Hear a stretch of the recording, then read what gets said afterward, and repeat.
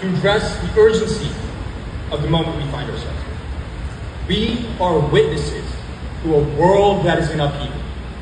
We're in America, the supposed shining city on the hill. We can denounce the invasion of Ukraine, yet we drive the genocide and occupation of Palestinians and use police force to brutalize young people who dare speak up against it.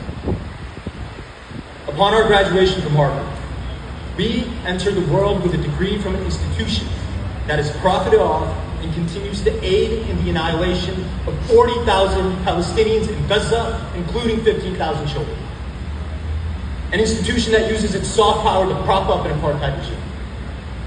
While we celebrate our graduation, Harvard University, threatened by the student uprising for Palestinian liberation, has chosen to withhold degrees from our peers, who have not only fulfilled every graduation requirement, but more importantly, who have exemplified veritas through their dissent.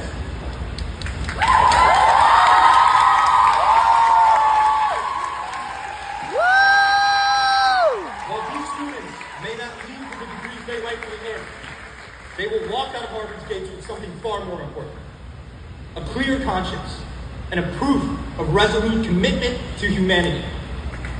Take courage from their steadfastness and honor their sacrifice by using their degree to speak out for the oppressed.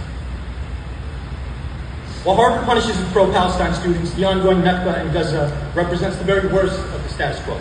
All universities are decimated. Journalists have been killed en masse. Children are still buried under the rubble of their homes, hospitals, and schools. All of this occurring in the past 7 months alone with the complicity of this institution and nation. But even amidst this catastrophe, spanning back over 7 seasons, we find the best of it. Last year, members of my cohort and I visited occupied Palestine. We saw resilience.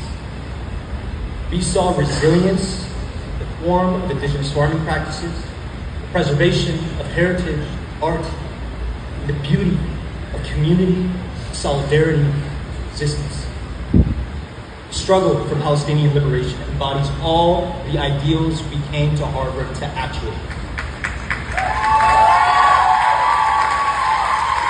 And the humanitarian crisis in Gaza demands the praxis to our motto, to ask what you can do. I want to close with the words of Ruta Benjamin. My hope is for us to craft the worlds we cannot live without, just as we dismantle the ones we cannot live within. As we leave this place, we will be told that casualties are inevitable, that we cannot solve all the world's ills, that there are impenetrable barriers to our dreams. But do not let that deter you. Center the hope that brought you here in the first place, and work with the conviction that tomorrow's world is ours to build. We will do so unapologetically, unfettered optimism, hand in hand with one another. Congratulations to the class of 2024.